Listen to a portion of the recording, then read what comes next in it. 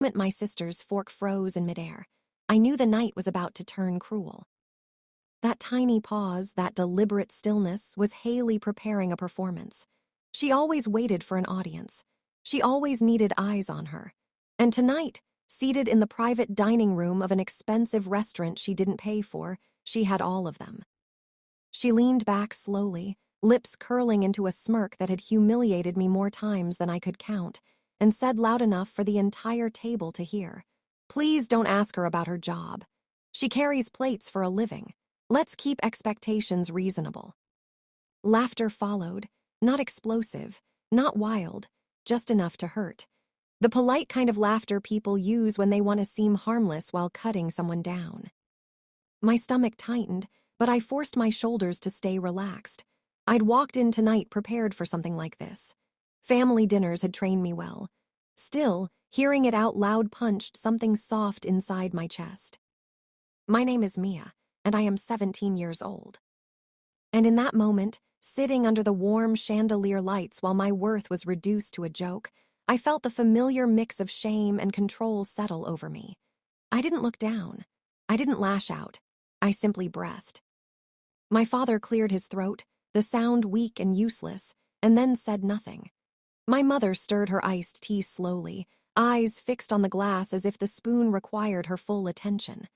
My aunt leaned toward my uncle and whispered something, and they laughed again. I kept my smile thin, polite, contained. "Cute," I said evenly. "Very original." Haley shrugged dramatically, enjoying herself.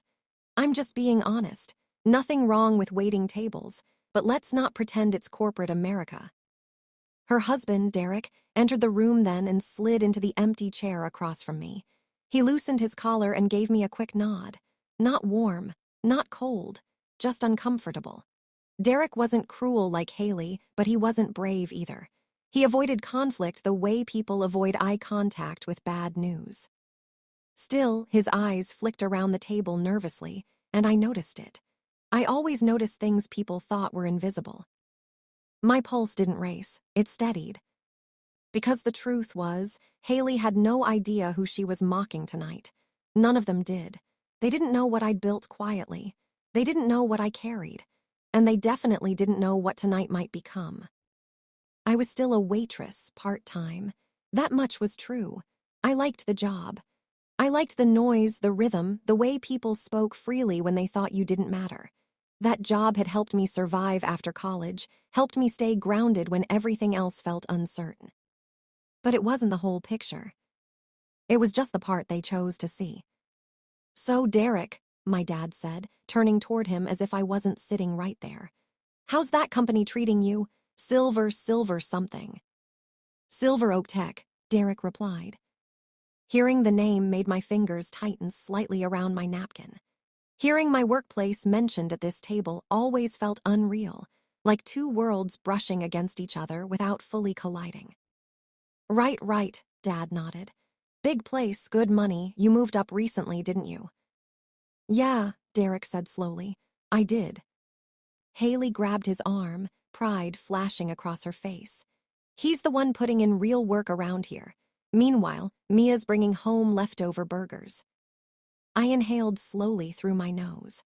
I tasted metal at the back of my throat, the familiar bitterness of swallowing words that deserved to be spoken. Derek glanced at me then, just for a second. His look held something complicated.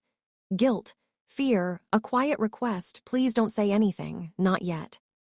He knew Haley's mouth was out of control. And more importantly, he knew something no one else at that table did. I tilted my head, pretending curiosity, pretending her words hadn't landed like a slap.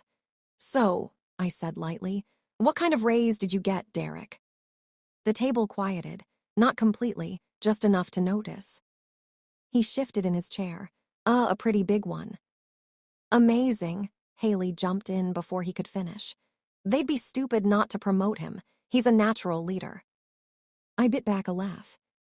If only she knew how many nights he'd spent sweating over policy language. How many careful emails he'd sent, double-checking his tone so he wouldn't sound inexperienced. How many times he'd waited for approval, holding his breath. "Congratulations," I said calmly. Raises are always nice. His jaw tightened. Dinner continued, but the air had changed. I could feel it humming under my ribs. Haley wasn't done. She never was. "So, Mia," she said again, smiling too sweetly, "how many tables did you wait today, or yesterday, or whenever your shift was?" She laughed at her own joke.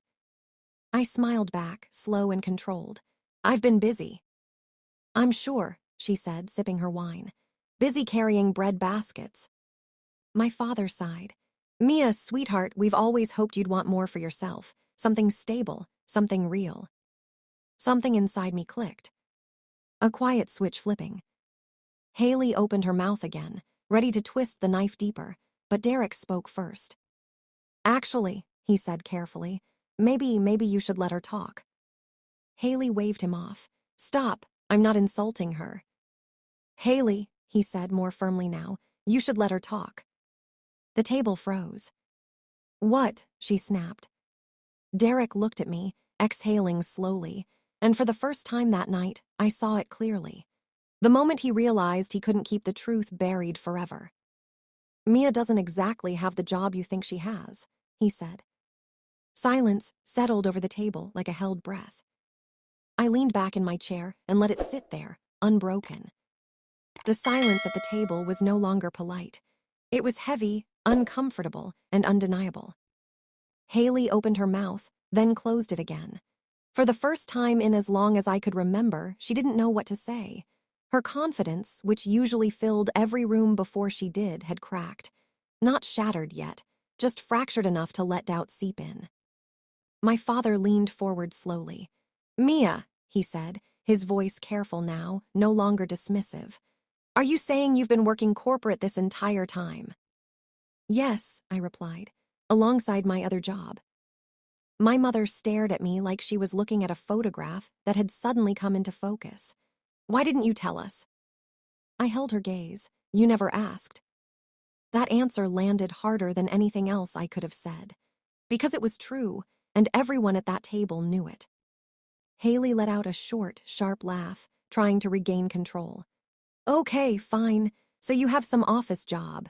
That doesn't explain why you still wait tables like it's some badge of honor." I didn't rush my response. I had learned long ago that silence made people nervous, and nervous people revealed themselves. "I wait tables because I want to," I said, "because it keeps me grounded. Because it reminds me how people really behave when they think someone has no power." Derek shifted uncomfortably. He knew exactly what I meant. My father frowned. "But stability matters, image matters." "Only if you live your life for other people," I replied evenly. Haley scoffed. "You're acting like you planned all this, like you were playing some long game." I met her eyes. I wasn't playing a game, I was building a life. Her jaw tightened. "Then why hide it?" "I didn't hide," I said. "I protected it." The words echoed louder than I expected. My mother inhaled sharply, as if something had finally clicked. Derek cleared his throat. "If I can say something," he began, hesitating. Haley shot him a warning look. "No, actually, you can't." "I think I should," he replied, firmer than before, "because I've watched Mia work, closely." All eyes turned to him. "She's not exaggerating," he continued. "She handles disputes, mediations, compliance reviews. When someone messes up legally, she's the one called in to clean it before it becomes a lawsuit." Haley stared at him. "Why are you defending her?" "I'm not defending," he said quietly. "I'm stating facts." The room felt smaller now, like the walls were leaning in, forcing everyone to sit with the truth. My father rubbed his temple. "So all those times we worried about you, all those lectures." "You were worried about an idea of me," I said, "not who I actually am." That hurt them. I could see it, but not in a cruel way, in a necessary one. Haley crossed her arms. "You still let us think you were struggling." "I was struggling," I replied, "just not in the way you assumed." Her voice softened despite herself. "Then why didn't you ever correct me?" I looked at her for a long moment. "Because every time you spoke about my job, it wasn't curiosity, it was mockery, and I don't explain myself to people who aren't listening." My mother reached for her napkin, twisting it nervously. Mia, sweetheart, we never meant to belittle you. I know, I said, but intention doesn't erase impact. That sentence changed the energy in the room. My father straightened. My aunt stopped whispering. Even Haley looked away as if something inside her had finally lost its footing. Haley spoke again, slower now. So what exactly do you do at Silver Oak? I answered calmly, clearly. I manage employee relations. I mediate conflicts. I review compliance. I approve compensation adjustments within legal frameworks. She swallowed, including Derek. Yes. Derek didn't deny it. He simply nodded. No one laughed this time. Haley's voice dropped. So all those jokes. I heard everyone, I said. I just didn't react. Why? Because power doesn't announce itself, I replied. It waits. That was the moment Haley finally understood that this was bigger than a dinner table embarrassment. This wasn't about jealousy or rivalry. This was about years of assumptions collapsing under their own weight. The plates arrived then, untouched. Food went cold. Conversations didn't resume. My father finally spoke, his tone subdued. We owe you an apology. I didn't smile, not yet. Acknowledgement is enough for now. Haley looked at me, truly looked at me, without the smirk, without the performance. I didn't know, she said quietly. You didn't want to, I replied, not unkindly. Silence returned, but this time it wasn't hostile. It was reflective. And beneath it, something else stirred. Not resolution, not forgiveness, but accountability. And that was far more dangerous. The night was far from over. The tension in the room had shifted completely.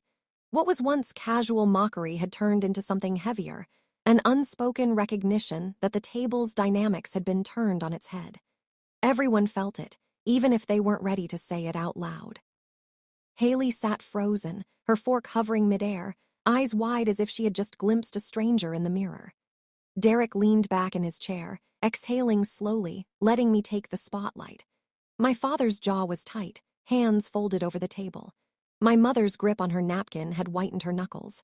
Even my aunt and uncle, who usually murmured the loudest, had gone silent. I took a slow sip of water, letting the silence stretch just long enough to make the anticipation sharp. My pulse was steady. My heart was calm. I was finally in control of the room without raising my voice, without theatrics. The power of the truth is subtle, yet absolute. I see a lot of surprise around this table, I said, my voice quiet but deliberate. A lot of confusion, maybe even a little disbelief. Haley's hands clenched into fists. So all this time you've been working there at Silver Oak? You approve raises. Her voice cracked slightly, betraying both anger and awe. Yes, I said simply. And not just small adjustments. Major compensation approvals, policies, compliance. Every employee under my supervision, every manager, every team member, their salaries pass through my review. Every decision carries my signature. She swallowed hard, her face pale. But why? Why keep it a secret? Not a secret, I corrected, keeping my tone even. A choice, a necessary boundary, because sometimes what people don't know about you is more powerful than what they do. Derek cleared his throat, leaning forward slightly. She's not exaggerating. Mia's job isn't easy. Every day she navigates conflicts, negotiations, and policies that could create legal liabilities if mishandled. She's the reason a lot of us keep our positions without incident. Haley blinked rapidly, trying to process. Her mouth opened, then closed. Her carefully rehearsed lines for ridicule had evaporated. No comeback came to her lips. The realization was settling in. She had been underestimated for years, and the underestimation had been absolute. I took my time, letting the words sink in further. The person you mocked tonight, the one you reduced to a joke at this table, controls outcomes that affect people's lives, careers, and futures. That is the reality, whether it's comfortable for you or not. The room was still. Even my mother, usually soft-spoken, had gone silent. My father's hand moved slightly, a subtle gesture that I interpreted as acknowledgement rather than interference. Haley's voice finally emerged, quieter now, almost pleading. I didn't know. I swear I didn't know. You didn't ask, I said calmly. And when you chose to joke instead, I decided it wasn't worth the energy to argue. Actions speak louder than assumptions. Her face fell completely, the smirk gone, replaced by an unfamiliar expression of humility. I shouldn't have laughed. I shouldn't have said those things. Good, I said, my voice steady. Because respect isn't given. It's earned, and it's recognized when truth meets patience. Derek nodded, clearly impressed, and even my father looked slightly awed by the clarity in my words. Haley's pride had been dismantled, carefully. Deliberately, not in public humiliation, but in truth. The table understood now that this wasn't about revenge. It was about accountability. I leaned back in my chair, maintaining eye contact with Haley. And for the record, I don't need validation from anyone here. Not from the jokes, not from the laughter, not from the expectations. I've built a life quietly, steadily, and it stands on its own. Haley exhaled sharply, finally lowering her hands. I see that now. I really do. There was a pause, charged and almost reverent. My mother reached over and squeezed my hand lightly. We're proud of you, Mia, truly. My chest tightened. That acknowledgement, quiet, sincere, was worth more than any applause or recognition from a boardroom or paycheck. This was personal. This was lasting. I let the words settle in. No need to rush. The victory wasn't loud. It was precise. It was calculated. The room had shifted. The dynamics were rewritten. And then I added, softly but firmly, now you all know, and now you understand. My life isn't defined by assumptions. And tonight, I hope it's clear that underestimation is dangerous, because the quiet ones often carry the most power. Derek exhaled again, a mixture of relief and admiration in his eyes. Even Haley, still pale, nodded slowly, acknowledging the authority she had never anticipated facing at this table. The plates of food sat ignored. The room was suspended, waiting for Haley to adjust, waiting for everyone to recalibrate the hierarchy, waiting for me to finish my unspoken verdict. And I did silently, calmly, with patience and precision. Justice had arrived at the dinner table, quiet but undeniable. Respect was no longer optional, it was mandatory. The balance had shifted, and no one could challenge it without recognizing the truth. The night was far from over, but the table's game had ended. I had won without shouting, without gloating, without spectacle. And that was the true power of control. The room remained heavy with silence, but it was different now, no longer tense, but charged with realization. Haley's eyes were downcast, her pride fractured but slowly reforming into something softer. Derek leaned back, exhaling, a quiet smile tugging at his lips. My parents sat upright, no longer questioning, only absorbing. My aunt and uncle exchanged subtle glances, finally understanding that assumptions had been dismantled without a single loud confrontation. I straightened in my chair, letting the calm authority settle over me. This isn't about humiliation, I said, my voice measured, firm, deliberate. It's about acknowledgement, about understanding the work, the responsibility, and the integrity it takes to make decisions that affect real people. Legal, fair, accountable decisions. That is the life I've built. Haley lifted her eyes, her voice trembling slightly. I was wrong. I mocked what I didn't understand. I underestimated you. I know, I said gently. And now you see clearly. Respect isn't optional, Haley, it's a foundation. Derek reached over and nudged her lightly. She means what she says, and she earns it every day. Every single decision she makes has weight. We should all recognize that. The subtle shift in the room was undeniable. Everyone was recalibrating, consciously or not. My father's usual frown had softened. My mother's hand rested lightly on the table, as if weighing the gravity of my words. Even Haley's small nod carried humility and acceptance, an acknowledgement that the past assumptions were gone, replaced by truth. I took a slow breath, savoring the moment. I didn't need this dinner to prove myself, I continued, quiet but firm.